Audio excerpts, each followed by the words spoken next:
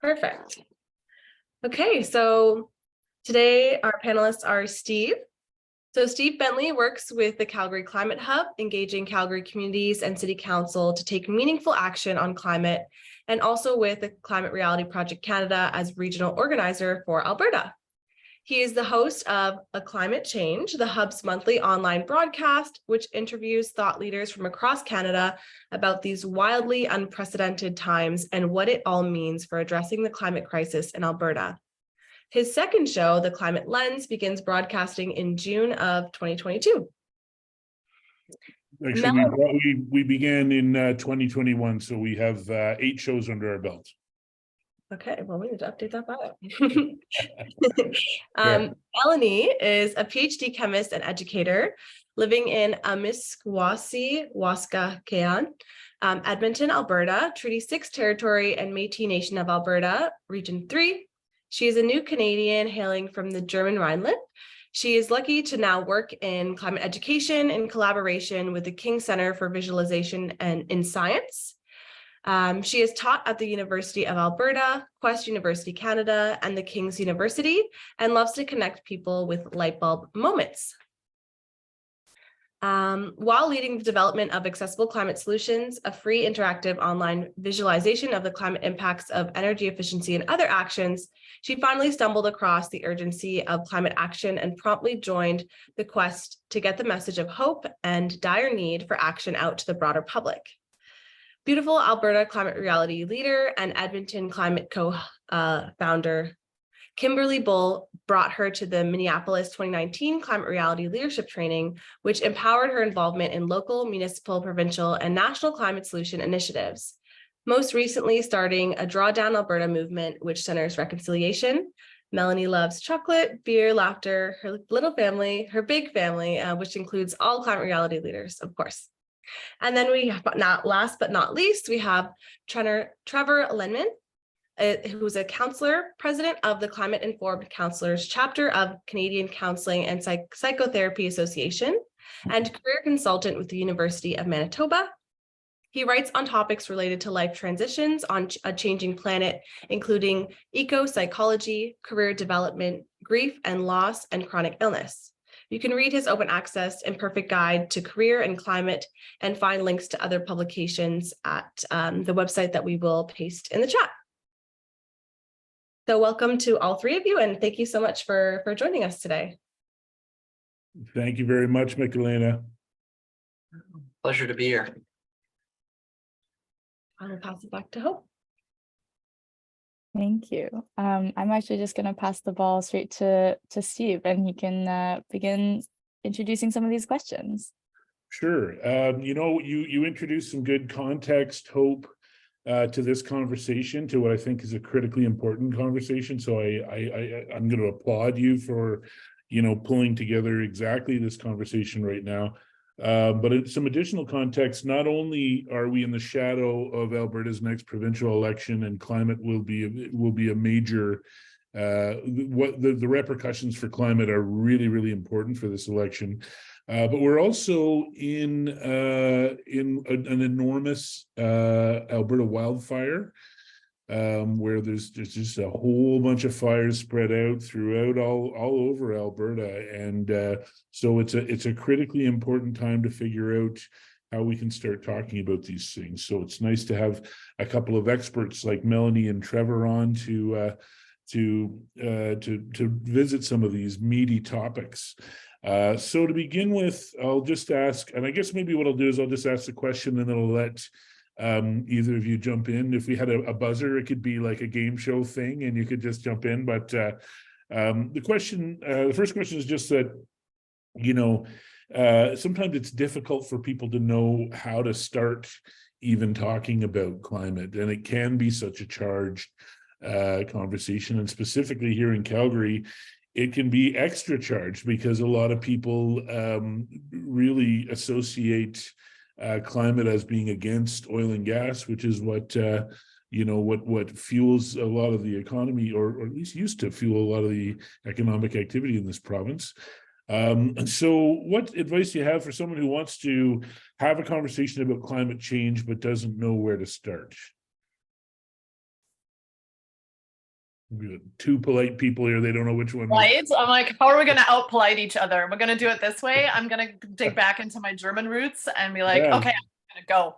Good. Anybody got time for politeness and relationship building.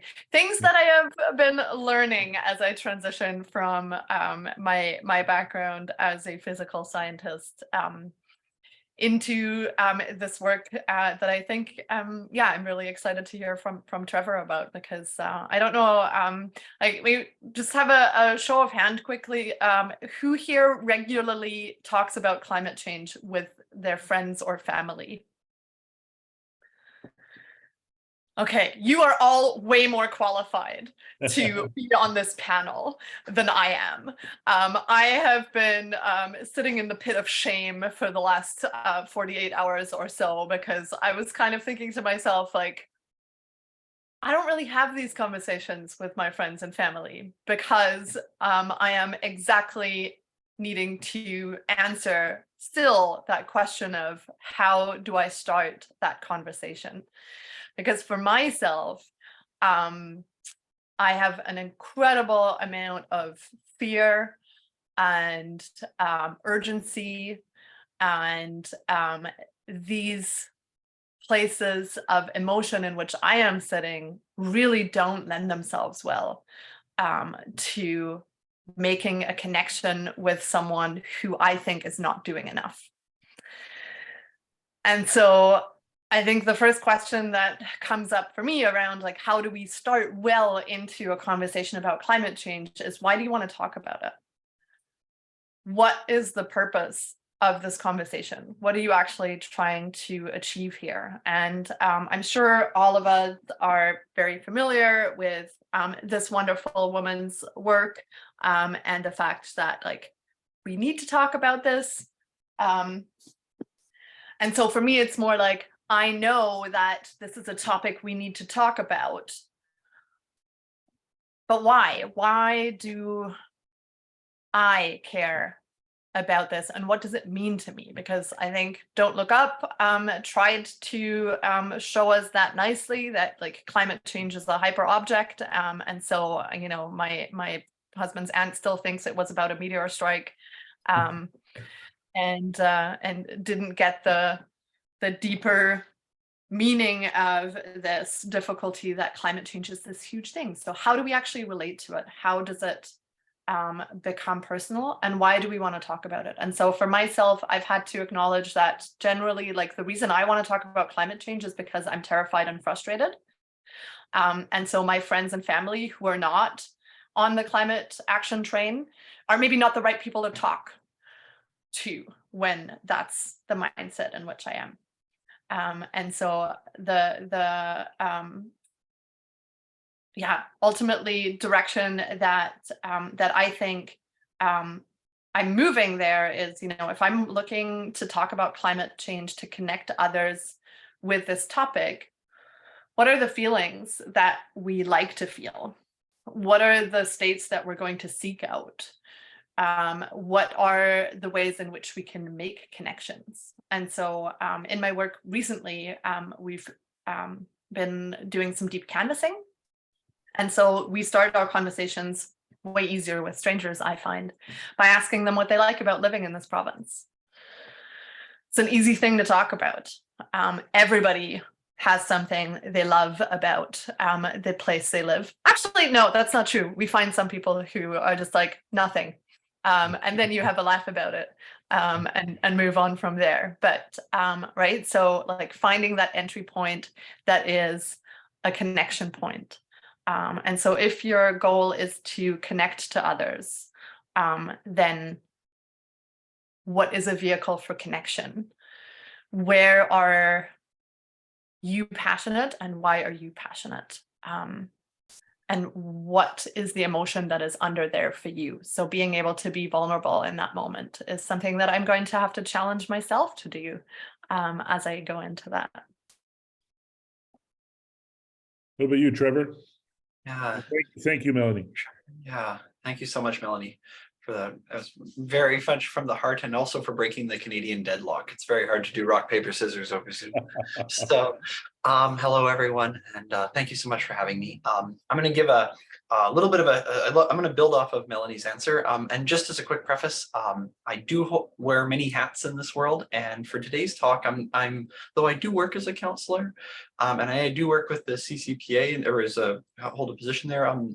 I want to be clear that these thoughts and opinions are my own, and that they're not necessarily reflective of my work as a therapist working with someone. These are me as an environmentalist and someone who in self-care includes canvassing on the weekends and that type of thing. So I think, Melanie, there's a lot there, and I'm so glad you brought up deep canvassing, because I wasn't even sure how. I was like, oh, that's one thing I'd love to bring in, but I'm not sure how, and you beat me to it, so that's all beautiful. I think that there's a really key thing here about why, right? Like what the purpose of this conversation, and what's the point of it? There's the work of this a social justice organizer, Loretta Ross. She often talks about these circles of influence, and some people you share 90% of beliefs with, not 100%. No one's 100% in agreement, but 90%. Then there's 75. There's 50%, 25%, and 0%. And that different people might have different things that might be more easily resonate with, and some that you're not going to. And similarly, some people might be more willing to talk about climate or about this with people who share a lot of other common values and beliefs with them than those who are further apart. So one thing I'm going to say is you don't have to appeal to everyone as a person. This is not all on you to be able to connect with every single person. Anyone who's worked in a call center for more than 10 minutes knows that script that they give you does not apply equally to every person who picks up the phone. But I do think that connecting with values is a really key point that often, and there's been some research in the Center for, I'll actually just throw that in this chat, the Center for Climate Change Communication from George Mason University does some research around this, about different, the 6 Americas and these different areas. And that often just throwing facts back about someone or in a debate doesn't often bring people around as much. So a lot of the reading, at least to my understanding, is, and in my own personal experience, has been often trying to connect with values. The idea of like, if they have a different opinion about climate, why? Like what's important to them about that? And that doesn't just apply to climate, but generally in beliefs. I find for myself, I'm just really infinitely curious about what people come up with and how they get to their thinking.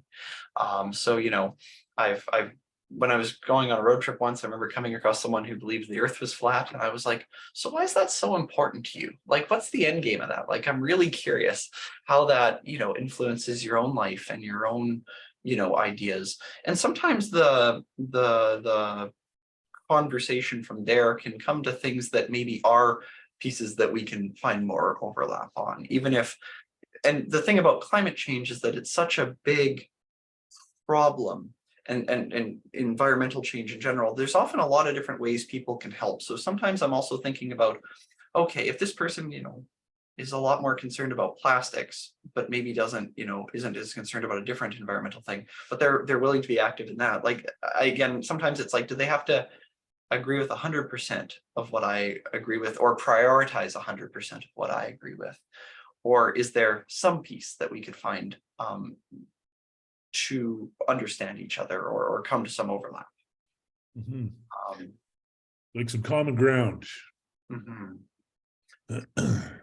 Yeah, so for myself, I've been in Alberta for most of the time that I've been climate aware and concerned and active, and sometimes in despair, and it is a province where it's very difficult. And one of the things that I have found helps me is I'm a little strategic, and I may even sort of make an assessment of the person that I'm talking to and thinking, okay, well, am I going to approach this from an economic angle? Because I can make an economic case for climate action.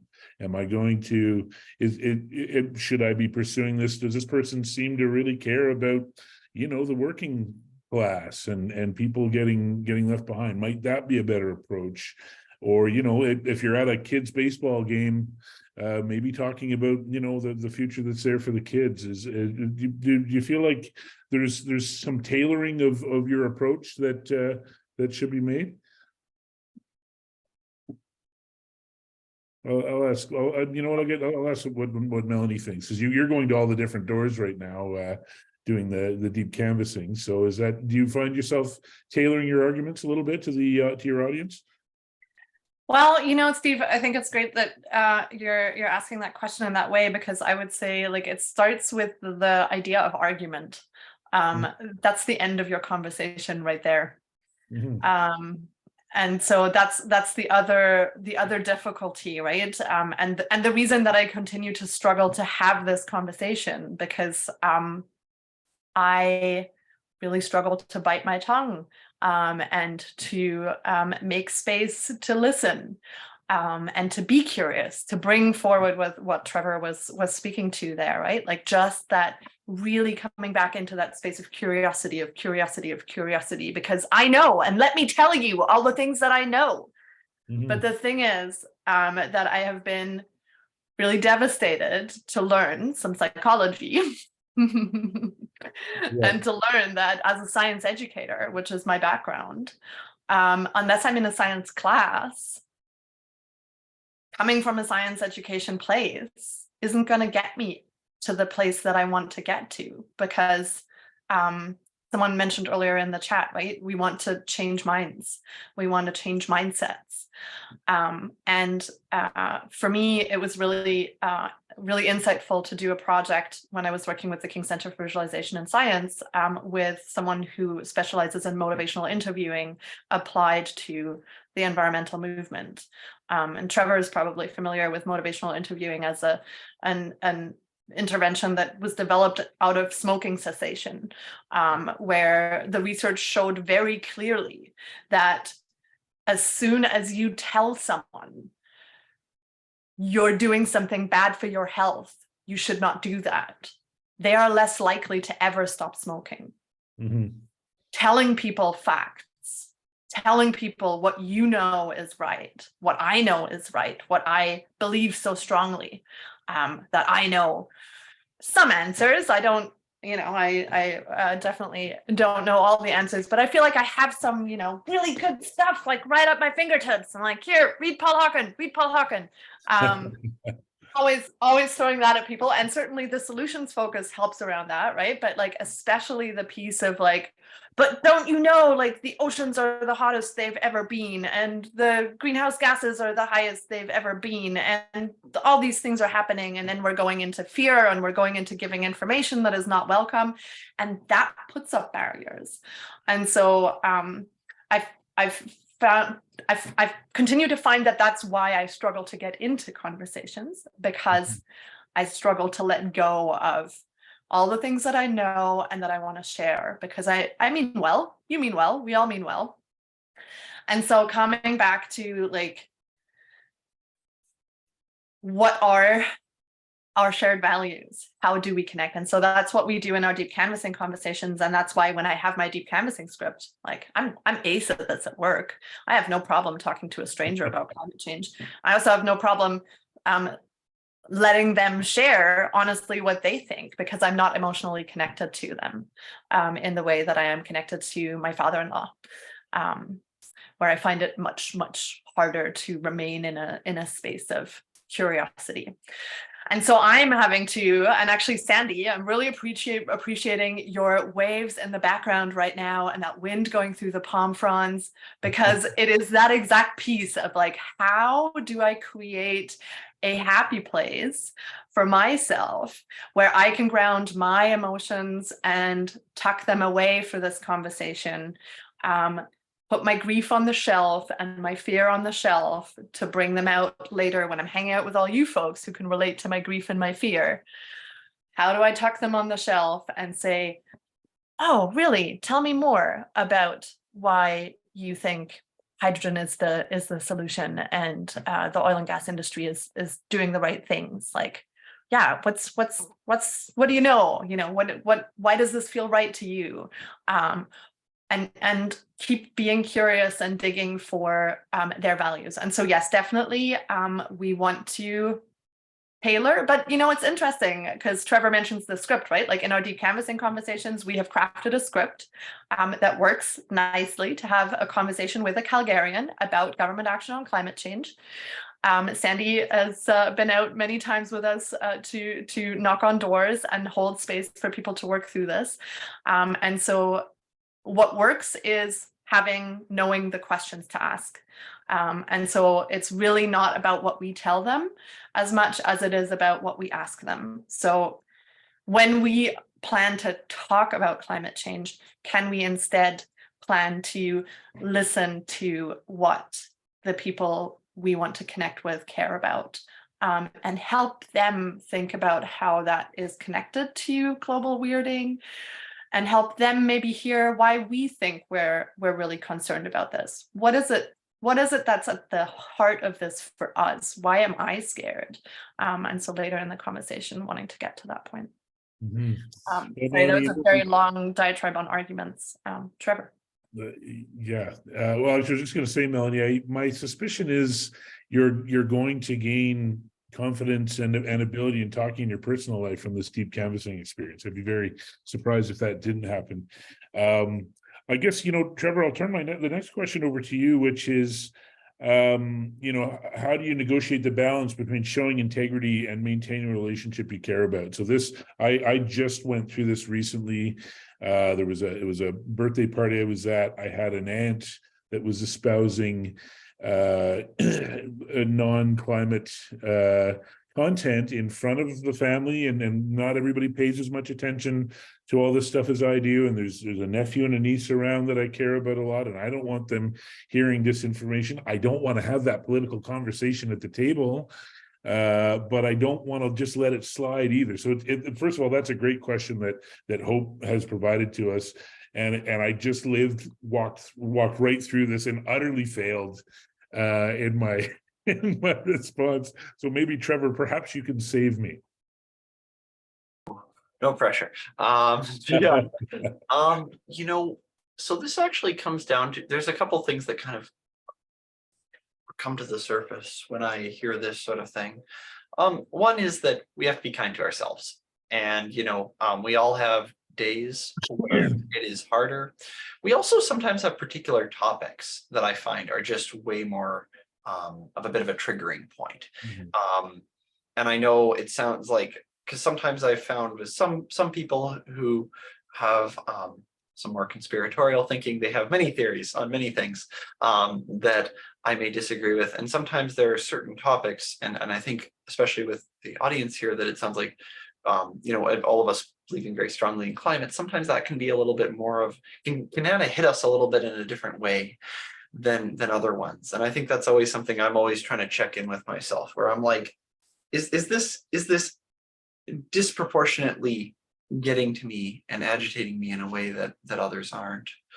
I think when it comes to the actual discussion, though, that's where sort of the context really comes in a little bit too, of like, where am I? Is this something, what's my relationship to this person?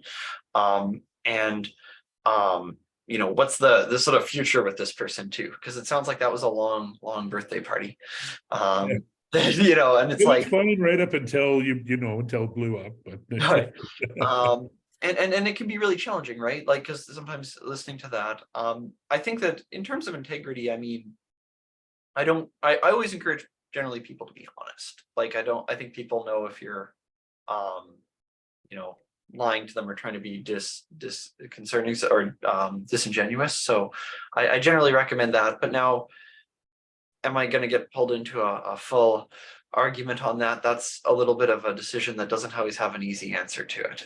Because I think there's also, when we talk about communicating with people too, there's canvassing, then there's debating, then there's, dialoguing. Like, I think it depends a little bit on the context, and that's not a very satisfying answer, I know. My mantra has always been a phrase I learned when I was in counseling school, which was sit on your knowledge, Trevor. And I was just, sometimes that's my mantra.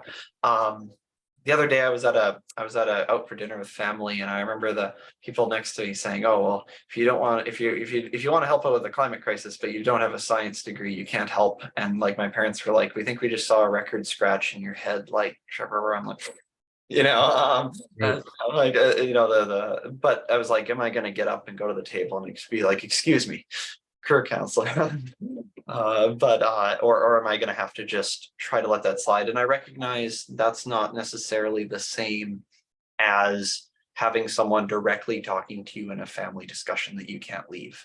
And that's a tricky Yeah. one, right? Like it's a little bit of, and I think that probably depending on the day, some days it might be easier to bring that up, some days it might not. I usually will tell people though that, sometimes I'm like, what, I really, in my discussions with friends who sometimes disagree with those things, it's been a little bit of like, what, I don't really agree with that.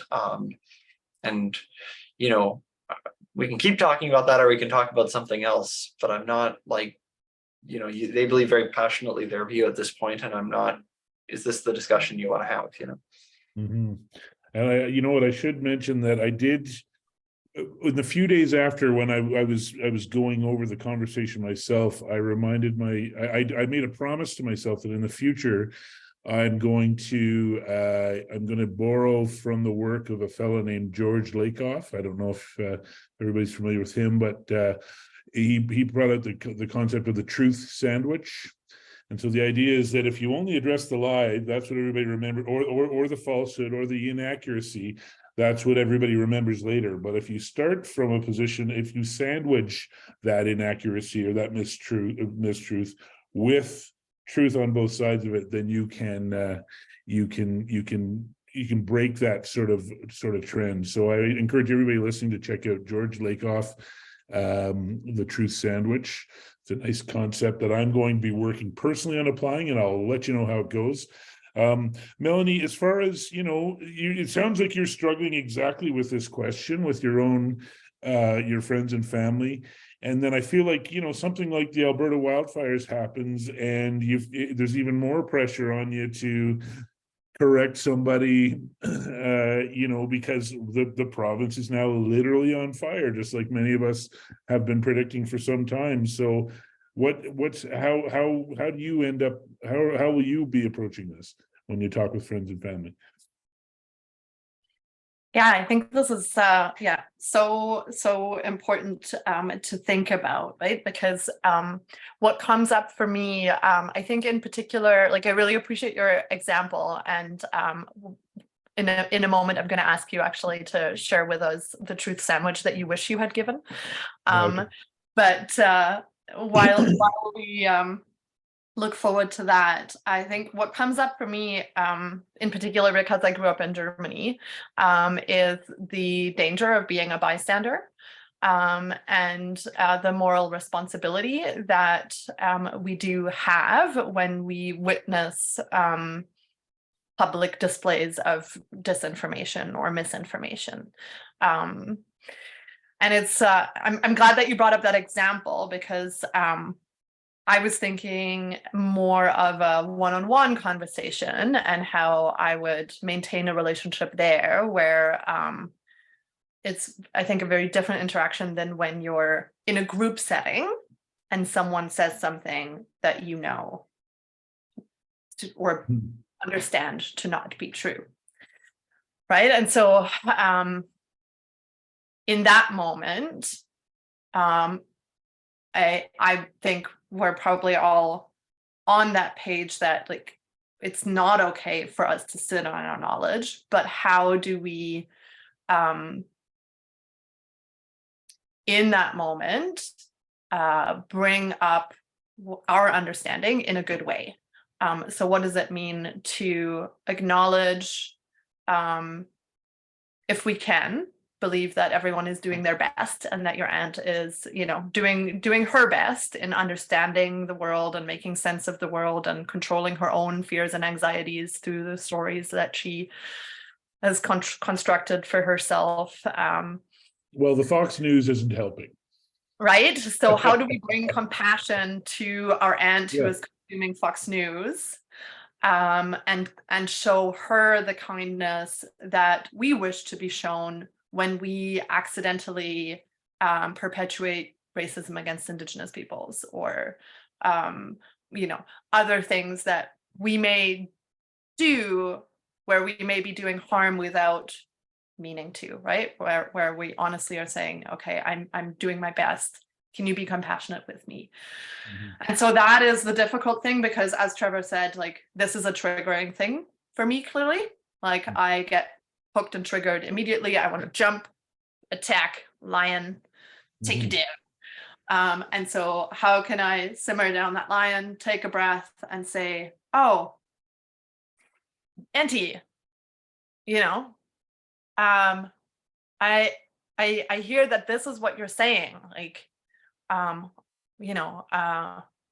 been learning about this a lot, looking into it a lot. Like, this is what my understanding is. Like, is there an opportunity here to do a bit of an affirmation of, like, I hear you, and maybe even to offer a reflection of, like, I think this is why you care about this. Is that right? To also involve that person in a kind conversation. So this is the theory that I would like to put into practice, is to, take a moment to say, oh, did I hear you correctly? Like, is this what you're saying? And I'm curious, like, yeah, like, it sounds like you really care about X, or whatever we can come up with in that moment. Is that right? I was like, oh yeah, maybe you don't agree, so you can just say, I hear you. Or maybe you agree and you can be like, oh yeah, I feel that way too. And actually this is my understanding, to put out the social norm of, like, this is how we move through disagreeing. Because I think that's the other problem, right, that we've really put ourselves into culturally, is that we don't know how to disagree with kindness. At least I feel like I am trying to build those skills of how to agreeably disagree. Yeah. And so, Steve, what do you wish you had said? Okay, so you know what, I will, rather than going into the exact disagreement I have with my aunt, I will apply it to the wildfires. And so right now there are a quantity of people that are saying that left-wing people are running around lighting fires for political advantage in the upcoming elections. And so you can imagine how easy it would be to jump on that. And I'm furious right now, even thinking that anybody thinks that or is saying that. But what if I can, I would stop myself, and in my brain, I want to see the word sandwich. And remember that true sandwich is what I'm shooting for here. So I'd start with the following truth. I would say, okay, so what we know right now is there is a huge global scientific consensus that the world is heating. And the more that the more that we are heating this planet, the longer the dry seasons are. And the longer the dry seasons are, the more you can expect more and bigger fires. Here in Calgary, we went from winter to summer. We went from cold to plus 30 with no spring. And so it was very much a tinderbox situation. So you've laid out that truth. Then you address, you're not repeating the lie, you address the lie. And so from there you say, there are some people that have forever been trying to deny that climate change causes wildfire. And certainly there are people that want to make political hay out of it. But, there's certainly no evidence anybody can point to and on all of that. And then I would sandwich it on with another piece of truth and just say, this planet of ours is only getting hotter. These dry seasons are only getting longer. Remember, we used to only have these big fires in August, and now we get them earlier. And ultimately, we really have to start making some change, because none of this changes at the flick of a switch. This is something that takes time. If we fixed everything today, we've still got climate change disasters to deal with. So we really have to get on board, and we have to work on making the right fixes.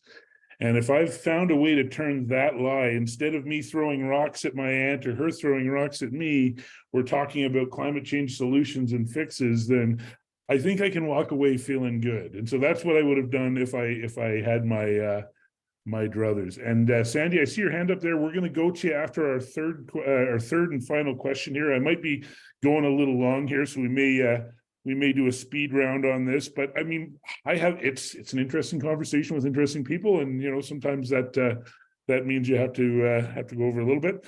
But I think this is probably a good question for Melanie to start with, actually. What are some of the lessons learned? What are some inflammatory words, phrases, or people to maybe avoid when approaching the subject of climate change? Some of the examples I'm seeing here are just transition, Greta Thunberg, etc. And what are some alternatives? So, like, what are the lessons learned if you want to have these conversations? Maybe it's at the doors, or maybe that can be extended to just people in their personal lives. I know you've probably got a number of those, Melanie. Yeah, and this is again like really, really a piece that has taken me practice, because it really requires us to think about like, or if we can, to be mindful of what is sort of supporter language, the language that we use all the time around these pieces, versus like, how would you simply talk about this to a sixth grader? And what are the highlights that you would make? So that's sort of the first piece, is really like doing what we can to avoid using jargon. Although I also have to say that I think, there's a lot of value in itself in having a conversation about what does just transition mean to you, right? So that we can, maybe the purpose of our conversation is to, or our intention is actually to have a conversation about justice and what the role of justice in this is, and that it's not a Nike slogan. But actually has a different meaning, which has been lost. But yeah, for me, it's really that lesson of like bringing it home. Why do I care about this? Why do I care about this now? And why do I care about this here? Because it is true that I have a lot of empathy and compassion and concern and grief for the many beings that are struggling on this planet because of human activity. And it is also true that somehow in grade 9, when I learned about sustainability, I really didn't give a shit. Yeah. And so I've had to face very carefully into the fact that the reason really that I care now is because my retirement is gone. I do not have a planet to retire on. Mm-hmm. I do not know if my daughter has a planet to grow up on. And so I am threatened. I care about this. And I'm also really excited and frustrated by the lack of implementation of the solutions, because the beautiful thing to me about climate solutions is that there's this whole piece of multi-solving of like, for me, it's really come around to coming from a chemistry background. I thought greenhouse gas emissions were the problem. And it took me a long time to understand that greenhouse gas emissions are the symptom of a deeper problem of broken relationships and the way in which we treat ourselves, the way in which we treat each other, and the way in which we, by extension, treat nature, that which gives us life. And so, for me, it's really that piece of like vulnerably bringing it down to like, how do I connect with this? Why am I concerned? But most importantly, if I can come back to what am I excited about? And so I've been really excited to learn about appreciative inquiry, this idea of like dreaming together, right? Like instead of focusing on the problem, what if we thought about like, what could the world look like? If we look at regeneration.org, they have a beautiful scroll down tableau of the available solutions. If we scroll down that together and dream, what could our communities look like? What would we want to see? What would we not want to miss out on? What could we do without? And so opening up that space of imagining together for what can be is definitely what I have found the most powerful in that context. Yeah, I think you're absolutely right on that. Trevor, some lessons learned, some inflammatory words to maybe avoid, and what are some alternatives? I think that I'm gonna build off a little bit what Melanie said at the end there to maybe start with, which is that I found everything kind of has to be grounded kind of in hope. And I often differentiate sort of and really try to, because the word hope gets thrown around a lot. It's sort of a pretty common one and it can mean different things in different contexts. But often I kind of present to people that when I'm going about talking about, things I'm passionate about, environmentalism, social change, stuff like that, I'm like, my foundation is like your life will be better than it is presently. That's sort of often because I don't think, threatening people, trying to convince people of penitence is not usually like a great place to start, right? Like I'm usually like, what if, we increased taxes so much, everything, you didn't have to worry about anything, right? Like not that I would say that exact line, but like this idea that life can be better. And when I define hope, I often sort of, as a bit of a thought experiment, I'll sometimes ask like, do we hope for things that we know are going to happen? Right? Like, do we actually, do I go to bed at night hoping that my house won't fly into the atmosphere while I'm sleeping? Like, I mean, I know it's not going to, right? So I often talk about hope as sort of the other side of that. Hope only exists in spaces of uncertainty. And then from there, one thing that I often look at with people is sort of, I'll differentiate it between like passive and active hope. So passive hope, this is something that I kind of used from Thomas Homer Dixon. He's a professor in political science and climate researcher, and he talked a lot about this idea of with passive hope. He kind of talks a little bit about that it's things that you want to happen, but you're not directly either taking action to do, or that you can't change. So, the weather tomorrow is a good example. I live in Winnipeg. That's been proven to me many, many times. Like those, but it can also be things that maybe you are concerned with, that you hope will change, but that you're not going to you don't either have the time or the energy right now to prioritize as something you're going to change. And then active hope are the things that you hope will change and that you're investing your time and your energy in. And I find with the environmental change, it's often such a big topic that there's so many things to care about. And we are all, I think, quite pathetic people concerned about the world and the quality of the lives and the animals on it and species on it. One thing though that I've often done, especially from a career perspective, is kind of figuring out, okay, which things do you want to put in that passive hope bucket right now? And which things do you want to put in the active hope bucket right now? And you can change them around, you can move them around. But sometimes when I find people, sometimes people get into almost chasing a school of fish kind of, right? Where they're like, I care about silica mining and plastic straws and GHG emissions and sustainability. And it's good to care about all that and to explore it. But then I feel like it can be kind of like taking on so much yourself. And I often encourage that it's good to care about the world. But the nice thing is that there's because it is such a big problem, there's enough of it to go around to share with others. I like that passive versus active hope. I'm gonna dig into that a little bit. Yeah, it's I'll see if I can pull up the link. He uses the word hope too and hope that, but I kind of reframed it just to. Okay. Yeah.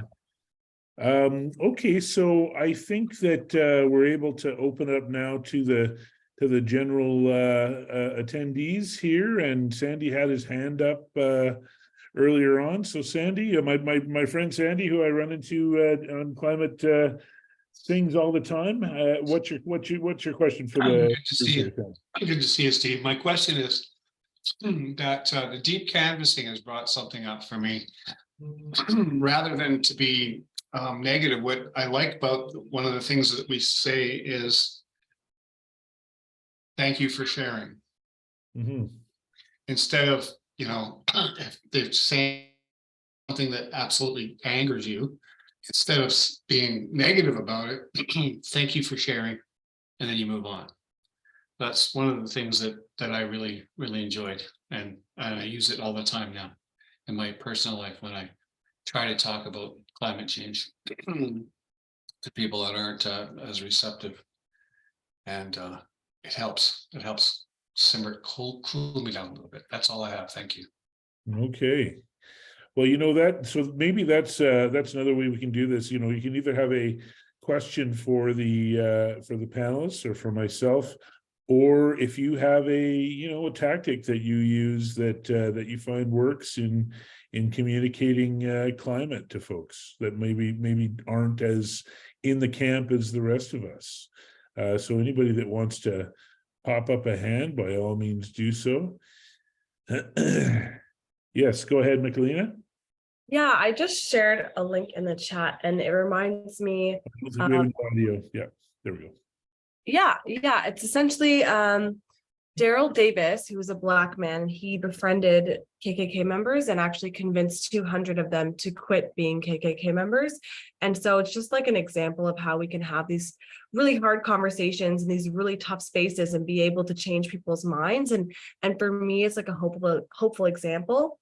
Like, obviously, we can't ask individuals to go and put themselves at risk to be able to have these conversations. But like, if you are comfortable in these spaces and you have like the charisma to be able to ask questions like we've been talking about, and just as we said before, just to get curious and be like, what is the root of the reason that you think this? Like, did it come from your parents? Did it come from are you just lonely and looking for community? Like, what is the cause, right? And so just I just wanted to share this example. Yeah, thanks for that, Michelina. I think you're right. Does anybody else have how they address this this part of their life that they can share with the crowd?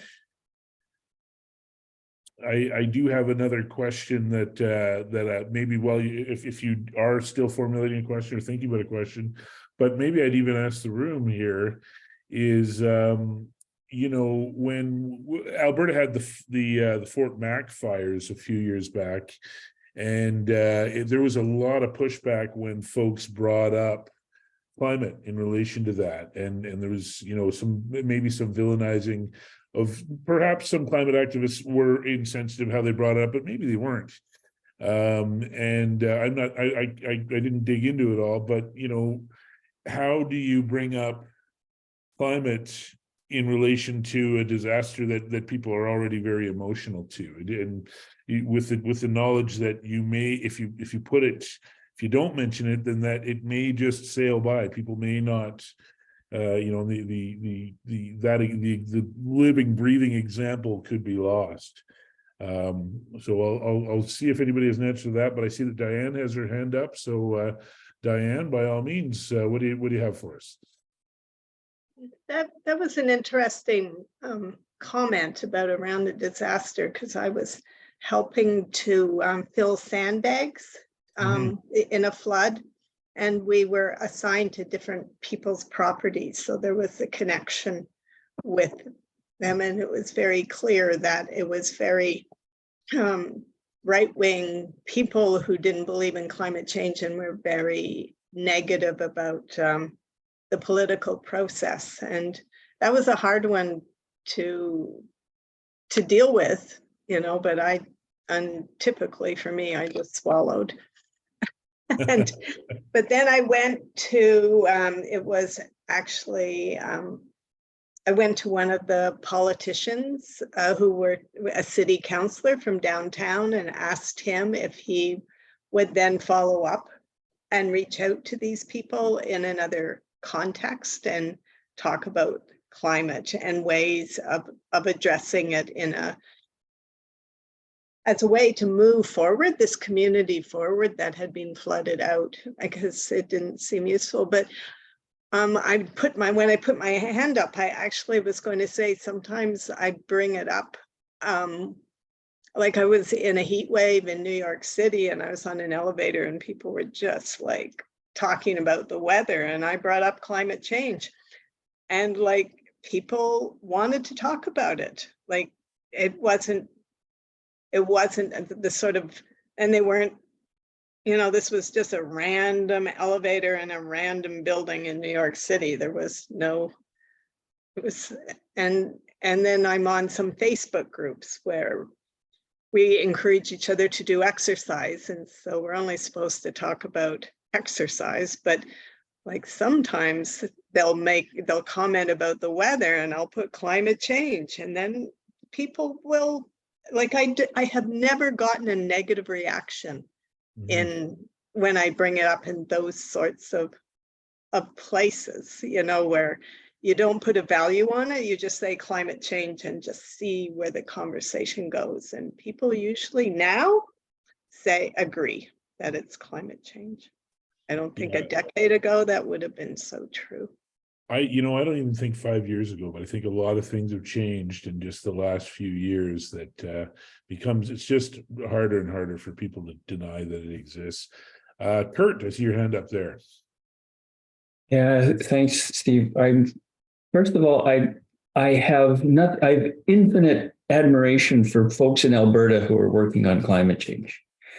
And my hat's off to you. You absolutely. I wouldn't have the fortitude to do what I'm doing here in Manitoba. In Alberta, I would probably hide in a hole someplace or leave the province or something like that. But here in Manitoba, we have it's a very different situation. Because when it comes to climate change, well, first of all, and more broadly speaking, I like to speak with people in terms of solution.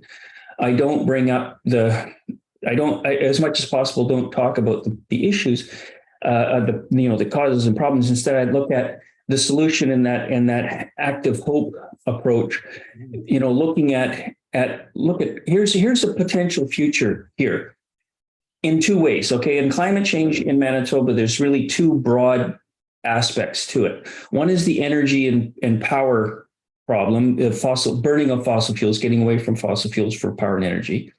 And then there's the agriculture and food component. Okay.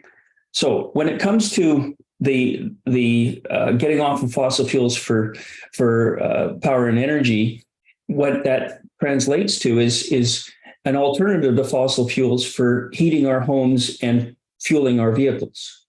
And here in Manitoba, we're buying fossil fuels from elsewhere to the tune of something like $3 billion a year.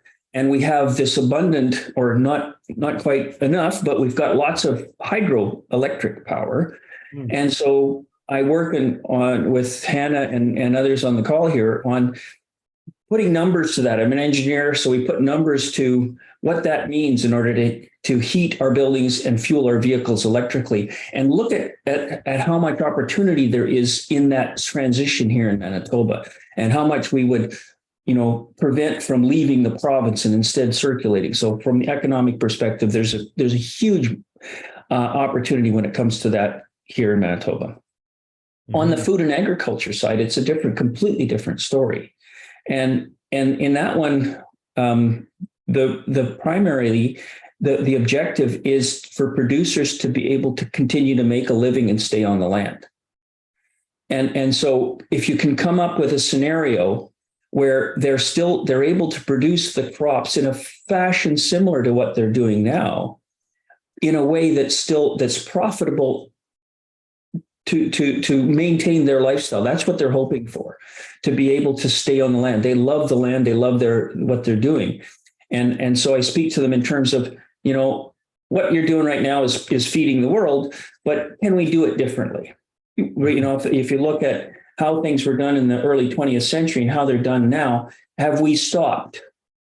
Have we stopped evolving? Can we continue that evolution into another realm again and still feed the world? I think we can do that. And I've actually been working with some agrologists on putting the numbers together for that. I love it. So, I agree with you totally. That's wonderful. I see that Hannah's got a hand up there too. Let's go over to Hannah. Hi everyone. Sorry I was a little bit late. It's nice to see your faces. I'm Hannah, and I work at Climate Reality Project for folks that I haven't met. And I was just wondering if people have thoughts, like one thing that I've been thinking recently, which is more, we're working towards starting to think about our own provincial election here in Manitoba, which isn't until October. But I've been part of some groups that are starting to kind of think about what we're going to do. And that's involved kind of planning out, like, what does a a nonpartisan like climate focused campaign like look like? And I guess one thing that I think I'm trying to figure out, or we're trying to figure out, is like, we recognize the need to connect climate to everything because it is connected to everything, you know, and especially like the key election issues, which aren't going to be climate, it's going to be like healthcare and education, and affordability. And so I think, and so, yeah, we're figuring out a kind of like a campaign that's something around like the idea that climate is, you know, all of these different things. And yet I guess I sometimes think about like, how do you balance that with the need to still, like, how do you do that without it becoming too diffuse, you know, and kind of like losing sight of then like, okay, well, what is just tackling climate change then, if that like makes sense. And how do you, and I guess maybe this is like another piece of it, not to complicate the question, but if another thing is like, for myself, and I would assume for like a lot of people on the call, we see how climate is like attached to a lot of like social justice related things, like affordable housing and addressing homelessness and stuff. But some people don't care about that, and mentioning that, as I think someone like already talked about, you know, mentioning the word justice or anything is going to like turn some people away. And I think we've also been like trying to figure out like, yeah, how do we tailor our message so that we're not alienating those people by coming in with like this really strong social justice message, but also not watering down like what we want, you know, and not like not kind of, I don't know, losing track of those like important justice things just because we feel like they won't fly with people. I don't know if anyone has thoughts. That was a long question. Yeah, I'll let anybody that wants to answer the question can put their hand up there, but what I will just, I will tell you that I do struggle a little bit with tailoring the message too much to make sure that everybody's happy with it, because there are some people that are going to be against any phrase you put up there. And, you know, as far as a just transition goes, we had that debate in this province in the early part of the year. And I do feel like you can tell when a phrase is gathering steam, or when something is gaining strength, because that's when the powers that are against climate action are going to hone in on that phrase and make a boogeyman out of it. That's one thing. And then the other response I have to you, Hannah, I put, you know, with you heading into an election and the nonpartisan thing, I also struggle with that. But fortunately, there's a Calgary Climate Hub around me that has smart people that come up with cool things. And so one of the things we're doing is we're just putting out a petition. So I put the links to this in the chat, but we put a petition out, just basically that we're sending to the political parties, all the political parties involved, saying these folks want climate action. We want a climate plan. You know, our bloody province is on fire again. Give us how do we not have a plan? Give us a plan. All these people want that. And even if, you know, the numbers of that don't get to a place where it influences the party, it's during an election season, we're reminding people that climate is something important, and it has to do with this choice that everybody's making without being overtly partisan. And then the other thing that we've done, and I encourage anybody who finds value in what I've posted here from the hub doesn't mind if you guys, you know, cut it and paste it and make it your own in whatever capacity. But we wrote out a provincial climate platform saying this is exactly what we're looking for. These are the principles behind it. Fill your boots kind of thing. And there's some easy imagery that you can you can grasp very quickly. One of the things you don't want to do it's kind of like putting in too much data and everything else. If you have a great big meaty long platform, you're like, look at all the smart things in there. If you have people reading too much, you're probably not reaching a lot of your audience. This is the age of the internet. You know, funny cat videos abound, and shiny objects, etc. But I see Melanie Hoffman with the hand up there. Go ahead, Melanie. Yeah, more funny cat videos for sure. And that's where I think it's the Potential Energy Coalition. I'll look up exactly who it was, but we had a meeting with John Marshall from, I think, the Potential Energy Coalition in the US. And he had a great story to share because he's a marketer. And apparently his son sat him down and said, listen, this planet is in trouble. You need to use your skills to do something useful. And so now he uses his marketing skills to develop impactful marketing materials. And he says the environmental movement doesn't like him very much because we hold on to the things that we believe should be done and don't like to listen to what the marketers have to say about what actually resonates with people. So he's a really good person to look out for and to potentially connect with, Hannah. We're happy to help potentially establish that connection with the Potential Energy Coalition. So one of the things he shared was like a video that they tested around the Science Moms movement in the US. And just kind of thinking about like, yeah, what are the values that pull people in and resonate? Yeah, we're doing the deep canvassing work around really, you know, re-engaging people in democracy and in the process of actually thinking about these important issues, because, you know, we find that many Albertans feel very conflicted about our economy in the face of climate change. It's not like most Albertans are actually the people that you think of when you think of Albertans, and that actually apparently even Albertans think of when we think of Albertans. They're not real people. Or they're not as numerous as we think they are.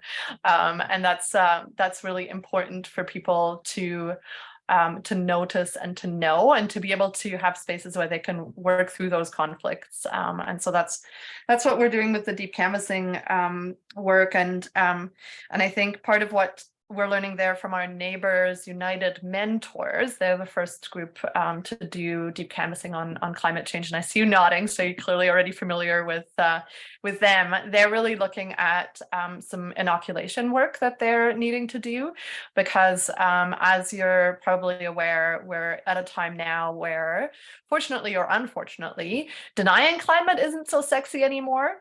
But talking about all the things that you're going to do that are false solutions is super sexy. And so now we're tasked with what I feel like is almost more difficult, which is helping people differentiate what are actual solutions and what are dream boats that I don't know, I think are just there personally in order to make sure that those who have stand the chance of getting a little bit richer in the meantime can get more rich. That's my personal interpretation of what's going on there. And so I think what's really important is to understand that I think at this point, everyone says they're acting on climate. And so asking people to act on climate is a bit problematic because everyone says that's what they're doing. And so being able to deconstruct the way in which what some people say or what the Pathway Alliance says they're doing to act on climate is not what we're talking about. And so this is where things get a bit more tricky, and you'll want to really think about a specific ask that you can agree on that actually helps people understand some of that nuance. Great to communicate in a cat video. It's really that kind of soundbite length, not. So I understand the trickiness of that ask. But then, yeah, knowing that you're going to get the movable middle with a message that you craft. Don't worry about getting those that are not in the movable middle. Focus on, like, there's this large swath of people who are concerned. So when we go deep canvassing, we ask people, do you believe in climate? Do you believe that climate change is caused by human activity? And if they answer no to that question, we say, thank you very much, have a good day, and we leave. Good, yeah. They are not our target audience. We are not there to convince people that this is real. We want to activate all of those people who are already concerned but don't know what to do. So think about who your audience is there. And then I think the other part that's been really important for work here in the province that I think will resonate: health, education, affordability. That's the exact issues that are the issues in the Alberta election. So that's what we're talking about in our deep canvassing ask, because we're asking people to end, to sign a petition to end tax breaks to oil and gas companies in Alberta, because that funding will allow us to fund healthcare, education, and support affordability for Albertans. And so can you build coalitions broadly with healthcare providers? If health is an issue, healthcare providers, medical professionals care about climate change. Climate change is a huge health issue. Lena shared some of that in the chat too, right? And so can you already start building coalitions with healthcare worker organizations, with people like CAPE, and these different orgs that will be able to bring a health and climate context together? Sorry for going on. That's okay. And I see Trevor's got it. Yeah, no, thanks for that, Melanie. There's about 3 or 4 different things I would have jumped off on there and chatted with you about. There's a lot of good, solid information there. But Trevor, what are your thoughts? Oh, I was just gonna jump in briefly on what Melanie said there too about one thing I find too. I loved how you sort of said that initial question almost of sort of a test of like where they are on the belief, because if they don't believe in climate change being human caused, then that's the time to end that there. And I often find, at least for myself, sometimes it can be very challenging to kind of, when that's the answer that I receive, but I find often I try to remind myself that like people are dynamic, and we've seen with sometimes other areas of belief systems that people do shift in and out of them over time. So sometimes I found for myself, often it was kind of a bit of a mantra of like, okay, not right now. Like, as opposed to like, I'm not necessarily shutting this person down forever, but like, or I'm not walking away from this conversation forever, but just, this is just not going to go very far right now at this point. They're not open to that conversation. And the other point I also just wanted to throw in there too is also, of course, when it comes to health topics, one thing I'd come up, at least in the Manitoba context, some people had brought up to me a little while ago that I'm sure everyone else here probably knows considerably more about, but they started talking a little bit about the air pollution associated with mining in Manitoba and the effects on reduced lifespans related to that, and that's like a very tangible sort of number that people can associate. And we often have, for my own field, to kind of talk a little bit more about also the mental health impact of it, of environmental change, especially when we're seeing, there's we talk a lot about anxiety, but also I'll sometimes bring up kind of grief that, my grandfather grew up as sort of a traditional kind of salt of the earth farmer, and really, be living in a space where the birds stop crowing and, the water stops running, makes him feel homesick, would generate like a homesickness, whether, when he's still at home, right? Like that. So there's sometimes I find other aspects of grief and loss and anxiety that might also be part of that package that can make both mental health and our own well-being kind of very real. Thank you. Absolutely. The other question I had for you, Trevor, was just I sometimes what I struggle with is I want to approach it from a hope perspective. I recognize that doom and gloom turns people off, but at the same time, the struggle is conveying urgency. It's great to hope, but like if we don't nail it down that hey, look, this is our time to do this right now, we have to do this, then you may end up not really making any change.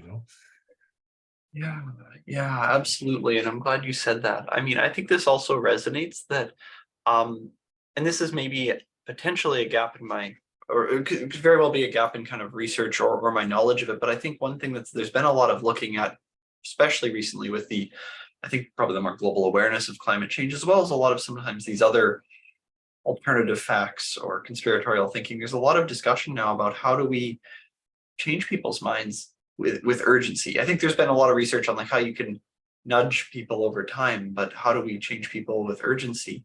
And I think some of the deep canvassing work that's coming out, some of the social justice work that's coming out, the work that really, I think the people in this call that I'm viewing, that I'm having the pleasure of spending my evening with here, are the people that are kind of building the framework for what will, like, in some ways, this is sort of in my mind, kind of an edge of human knowledge kind of thing that everyone's exploring when they go out there door to door, is trying to figure out, you know, deep canvassing. Inoculation theory, another one, right? The idea of kind of leaning into how can you prevent people from getting hit with disinformation as opposed to having to disprove it.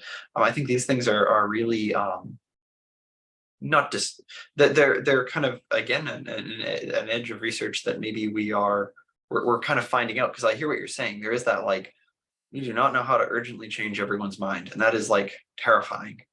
And yet, like, how are we going to figure it out? Through, I think, a lot of the collective actions that people are taking. I've been doing, in prep for this, I've been recently reading a lot of the older school kind of union organizing, which we know isn't exactly the same. There's some differences obviously in a workplace, but like that this was sort of, we're seeing in these last few years, just a lot of really big pushes that are experimenting and trying different ways to connect with people's values and really seeing what's gonna work, right? Like, how are we gonna shift people not just shift people's minds, but in a more short-term way towards building a more equitable world. Mm-hmm. The other thing I saw in the chat, Hope, you're mentioning that, in dealing with natural disaster, or rather climate fueled natural disasters or climate enhanced natural disasters, that was something that you had to deal with during Hurricane Fiona over in the Atlantic. What sorts of things did you encounter there? Yeah, so here in Halifax, and in Halifax, we actually didn't even get hit very hard by Hurricane Fiona back in September, but it's much more our neighbors in Newfoundland and Labrador and in PEI.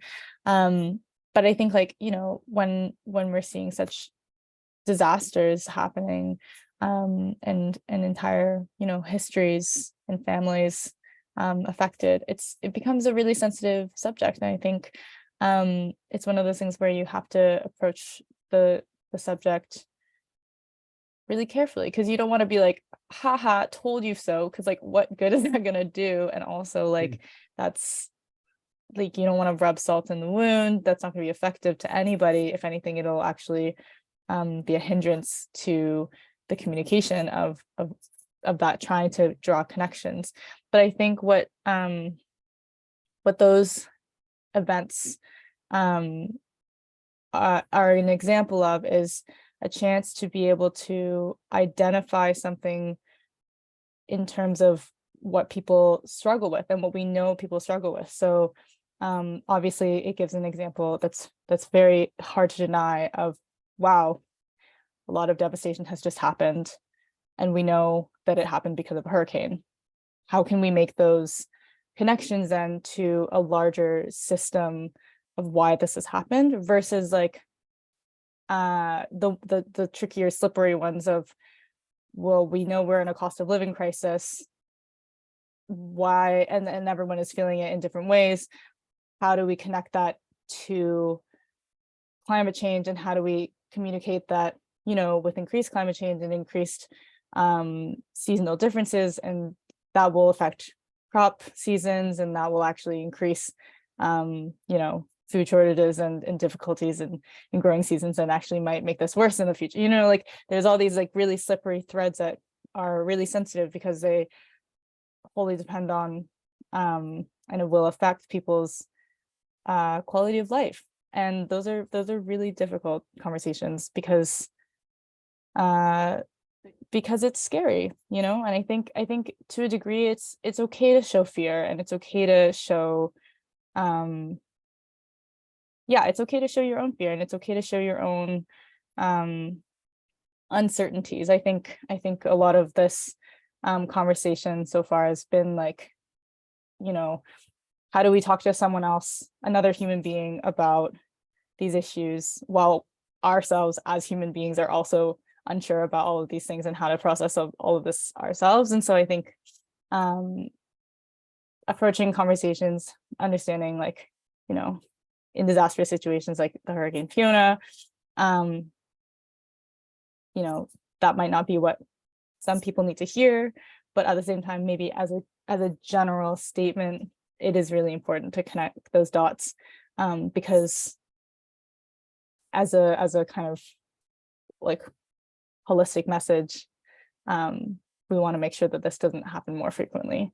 You know, like, it's one of those like philosophical questions of this is bad now, but let's try to make sure it doesn't get worse. And we're doing this because we care. You know, I think, yeah, making care always the underlying message is something that it's hard to do, but I think is always something to be prioritizing these conversations, and care for others and for yourself. So yeah.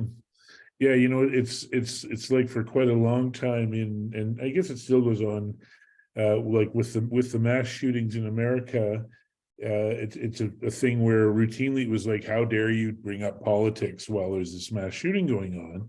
But then 6 months later, or actually it turns out that, you know, it's a lot more frequent than 6 months that they have these things, but you weren't supposed to bring that up while it was going on. But eventually much of the population has realized that we have to talk about it when it's like that, because everybody sort of gets distracted. And I think climate is the exact same thing. And you know, it's to our own peril if we let it go. The other thing I just want to mention is we talked a little bit about, you know, sort of the morphing of denialism from what I would call, you know, classic denialism, climate change isn't real, to, you know, false solutions. Sandy brought up carbon capture and storage. You know, there is a bit of a morphing. I feel like I did talk about this in a podcast with a climate scientist a little while back, so I'm going to put the link to the podcast there. But the upshot is that I want to give you all, as we come into to almost a close here, is that, yeah, denialism has morphed, and there is what I would call the new denialism, and there's sort of a hodgepodge quilting of different ways that people are still denying. But what I would argue to you is it doesn't have the punch of classic denialism. Classic denialism held us back for a long time. And it was very, you know, they were able to cloud over that, oh, the scientists, whatever. A scientist said this back in the 70s about we were expecting a cold, et cetera, et cetera. And it was a very, very effective tool. And, you know, what I see now, things like the scared conspiratorial pushback to 15-minute cities. And, you know, it just doesn't have the oomph. And so I do feel we're, you know, we're cautiously winning, maybe. I mean, we're not moving fast enough. We're never moving fast enough.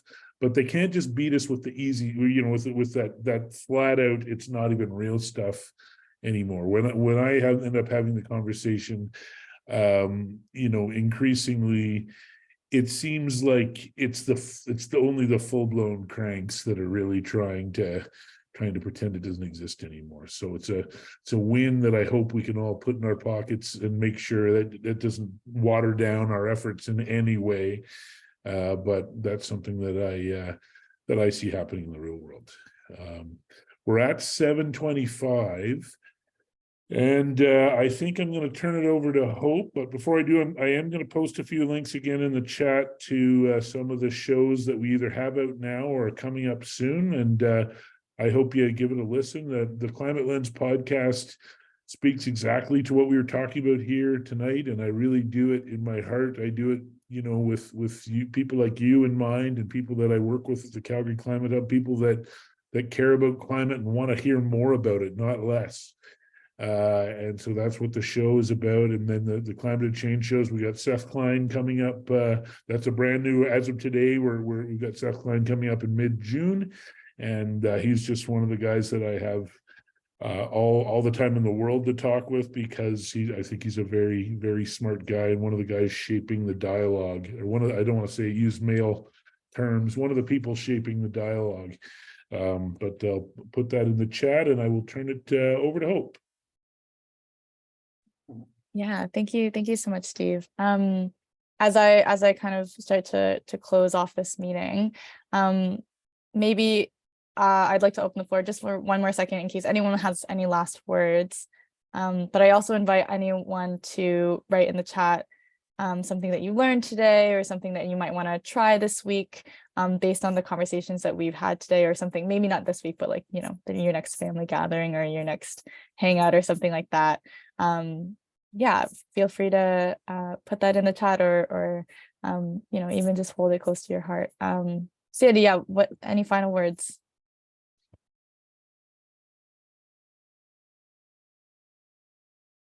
Yeah, go ahead, Sandy. Thank you. I was just going to talk about the power of positive thought and collective positive thought. If everyone together believes we can do this, I think it will make a difference. I don't know what Trevor might have to say that, and I don't know, Melanie, what the science says about that, but I believe that if everyone focuses and believes that we can do it, we will. I like it. Thank you, Cindy. Yeah, and what a great thought to thank you all for joining us today. Thank you, Steve, for being a great moderator. Thank you to Trevor. Thank you to Melanie for being amazing panelists and such thought-provoking conversations. It's definitely been a really wonderful evening with you all, thinking about these really tricky subjects, but knowing that we're doing it together is makes it a little bit easier. And so if you look at the Eventbrite link that you might have registered on, you can register for our next meeting, which will be happening sometime in the summer. I think either June or July or maybe August, sometime in the summer. I can't remember the exact date. I think we will be talking more about food systems because we're going to try to make these calls a bit seasonal. And we're all about trying to figure out how to make this general climate movement and these thoughts a little bit more inclusive. And so yeah, let's get more into the topic of food next time, and also a nice kind of excuse to talk about your local produce, coming from an agricultural town. I love that conversation. So hope to see you all there in a few months. And obviously in the meantime, we're always here at Climate Reality to support any sort of work you want to do, any sort of organizing or any sort of you know, community building. You know, three of us on this call today would be very happy to talk to you at any time with any sort of initiatives. So that's me, Michelina, and Hannah, as well as, you know, we've got a ton of Climate Reality reps here actually in this call. And so all of us would be really happy to support and any sort of dreams you may have or struggles you may hold as well. So thank you all for joining tonight. Big round of applause to everyone. I hope you learned lots and I hope you enjoyed this evening. Thank you so much. Thank you very much. Thanks, everyone. Take care. So good to see you all. Good Night, night. everyone. Thank you.